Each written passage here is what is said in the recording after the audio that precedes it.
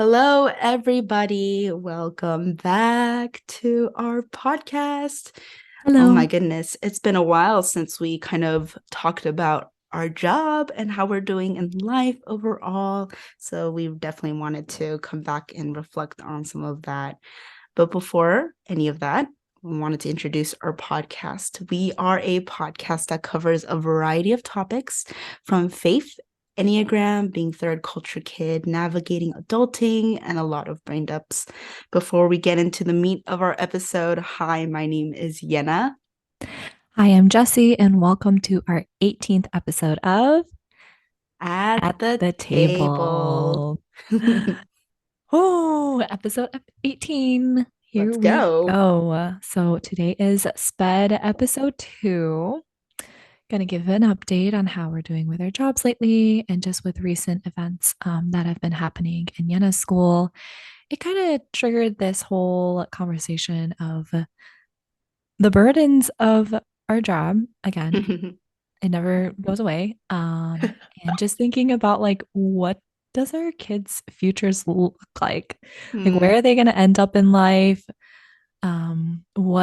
How does their home life affect them? Those are things that we think about and talk about on a daily basis. Yeah. Uh, yeah, and it's been weighing on our hearts lately because of what's been going on with Yana and her school. But Yana, how have you been doing with your job? Hmm. I feel like every week changes. Like one week we're like, yes, we This love is our job. awesome. And then the next week we're like, oh my gosh, it's still Monday. How And is this when is the happening? weekend coming? Yeah. So real. So Well, how have you been doing as of like 24 hours ago? LOL, 24 hours. Wow. Honestly, I'm that's kidding. more than How's your enough. week? Oh my gosh. Just How was your kidding. week? Let's start with that. Yes, my week. My week.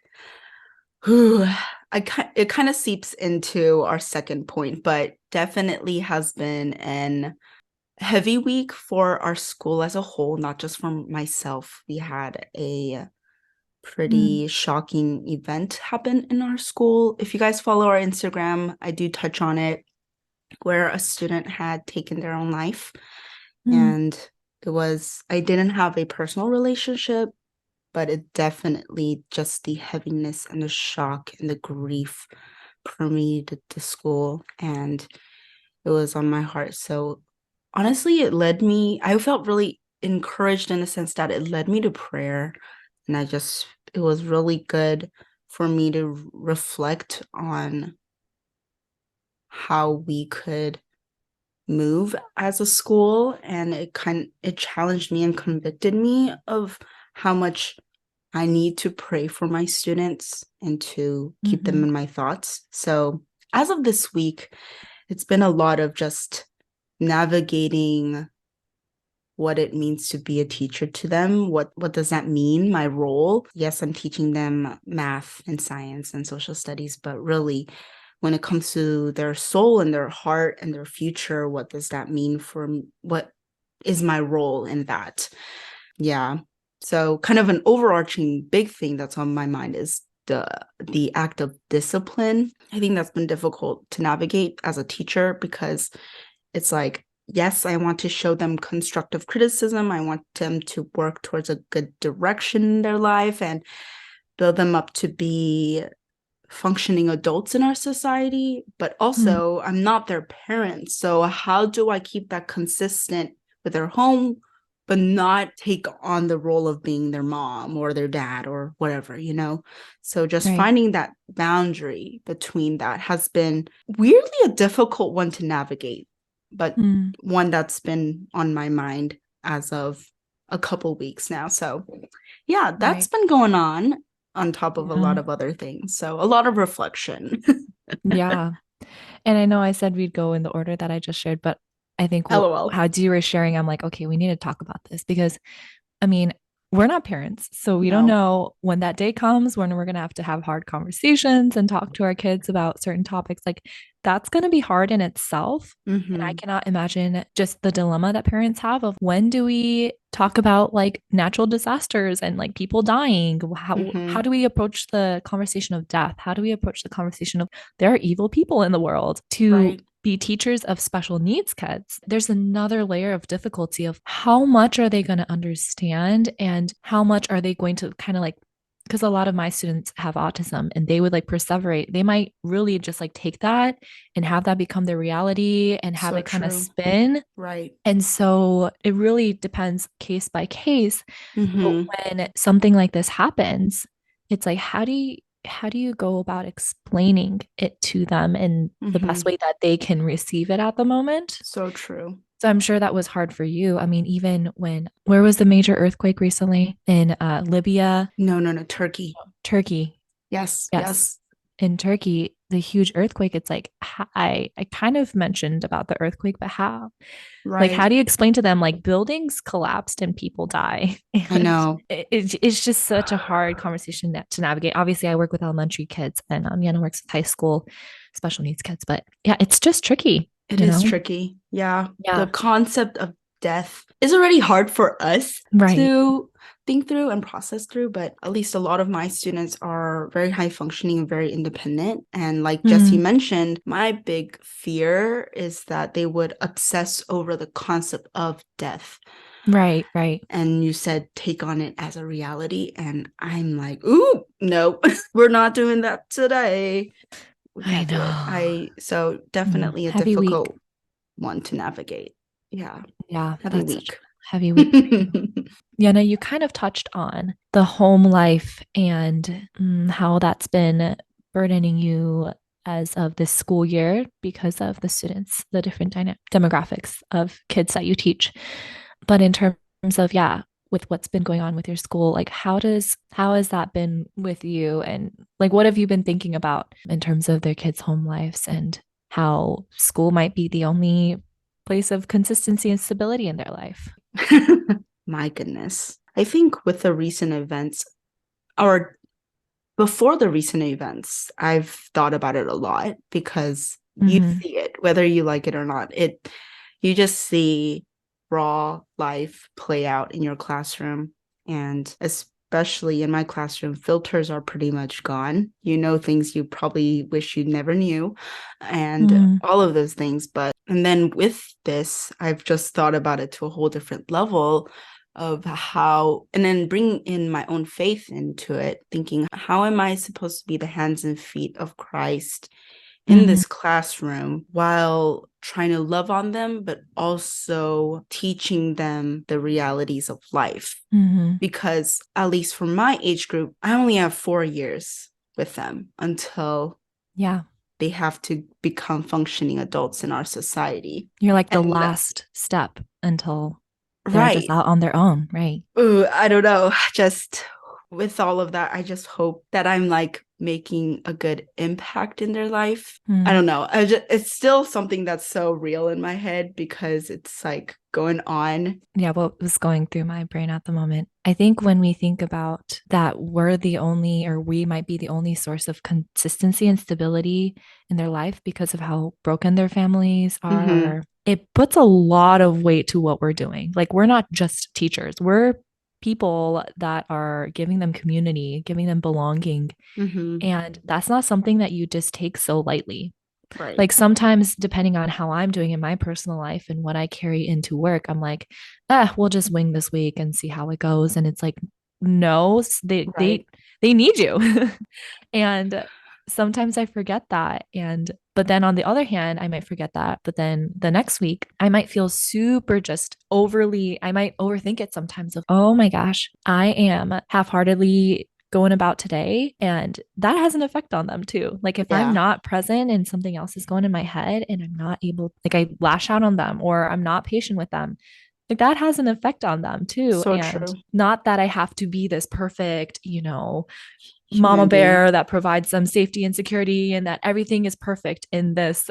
That's not what I'm saying, but I'm saying Mm-hmm. like I'm still a broken person trying to provide this consistency and stability. And I'm not consistent as well. So having grace with that and having and Right. understanding that I can't let my perfectionism, my type wing Mm-hmm. one get in the way of trying to make this something that it isn't, but I still need to foster this comfort for them, like giving them this place of security, I guess. Yeah. Right. With that, I think with stability and consistency, and then on top of that, having to think about their future, whether I like it or Yeah. not, because it's part of the curriculum. It's part of their, Right. For you. Yeah. yeah, just thinking, okay, how am I supposed to balance gentleness, but also be stern about the realities of life? I don't Right. want to scare them. I don't want to, guess what? You're not going to make it. Well, no, Yeah. that's Yeah. not that. First of all, that's not what I want to do with them. But also, I don't want to ever coddle them to the point when they get out and they realize I am not prepared for life, you know? Mm. So trying Mm. to logistically plan things that will guide them towards being prepared, but also being gentle with them so that they know that they will have someone to turn to in moments and days that their home life overwhelms them and they can't function through the day without lashing out. They can't just do math homework because their brain is just filled with anxiety and dread. Yeah. It's really a matter of like seeking God's wisdom and God's grace every single day because I know for a fact my humanness will fail them time and time again. And just Yeah. hoping and praying that I would hand it over completely to God Yeah. because let's be honest, there are more days where I want to flip my own desk and I want to be the one eloping my classroom Yeah. And than have no one any chase you student. down. Yeah, have no one chase me down. But Yeah. I think the reason why I'm so stumped on this topic is because it's like, no, we're navigating the answers. It's like, I have no answers. My brain Yeah. is completely gone. And this is where, again, we cannot do this without God No. because there's so many unknowns. Mm-hmm. I always think to myself at the end of the day, man, how are my kids going to turn out? Like, how are they going to navigate through high school and like the meanness of middle school? And So true. what are, who are they going to become as adults? Like, are they going to Mm-hmm. work at McDonald's? Are they going to be jobless? Those are things, and Mm-hmm. I don't have sleepless nights over it, but I wonder how am I, even though I might be just 1 or 2 years in their lives, how is God, God, like I want to Yeah. know if they're going to be okay. Just tell me. Yeah. And I'm sure all Yeah. parents feel that way of, I don't know what I'm doing, but I just hope my kids turn out okay, you know? And I just have to be like, God, I trust in you. That's not for me to figure out. That's not for me to control and try to instill in them all this discipline and, function in society. But, I Mm-hmm. want to trust you and I want Mm-hmm. to be obedient to you and how I can show up in this season for them. Which How do you which feel, makes me Yana? think, yeah, kind of makes me realize in this moment, I need to always return back to why I step into that classroom every day. Yeah, Because let's be 100%. honest, I'm learning to be a functioning adult, lol. And let's be honest, I can only do so much. We will do our best, but we have our limits with our stage of life as we keep learning ourselves. So at the end of the day, my prayer really in the midst of the chaos in their own homes or in their own life, in that classroom with me, wherever it is, I hope that if they don't take anything else, that they know that they are loved in my Mm. classroom. And that's so hard for them to feel that, especially when we feel like we're yelling at them every other second. I mean, if you don't know the teacher world, Pain. guys, and you show up to our classroom, you're not going to want to talk to us or you're going to hardcore judge us because, So true. I mean, I haven't seen Yena, but I know like Yena will yell at you. Yena is stern. And honestly, I would be scared of myself too. If someone saw like I always imagine like if my parents show up to my classroom, oh my gosh, what are they gonna think of me? Because I I am know. mean. I am just whoo, I'm so like, mean. sorry, it's just I cannot let the gray zone permeate my room. I'm sorry. It's either Yeah. yes or no. But the thing is, like, that's like tough love. Again, like what you said, we have to come back to the question of why, because even in my burnout episode, I was being all like in my pity party and being like, oh, I'm not recognized for what, I do, or I feel Mm-hmm. so discouraged. And it's like, we need to constantly ask ourselves of why we're doing this because Right. I lose sight of why I'm doing this all the time. It steers into turning it back to all about me and making it about me. And it's not about that. And I Yeah. think, yeah, as we're just trying to be healthy as possible as we're navigating through this tough job, Yeah. and we're stumped on what to say because we're like feeling it Wow. live time. It's so And true. more thoughts are coming to our minds as we're discussing this. So we are trying to wrap up our podcast. We had a little glitch, but we're back. Anyway, so going back to our why is always going to be important. I know we cringe as teachers. Whoever is a teacher listening to this, I'm so sorry if I triggered any negative emotion inside of you saying that. We are really brain dumping in this episode only because we truly don't have the answers. And as we're still navigating our early 20s as a teacher, before we even have our own children, it's like so real how we're supposed to do this with wisdom and grace. So more than anything, if you have a teacher friend, really love on them and tell them that they're chilling and doing a good job, because we'll be honest, Yes, we're our worst critic.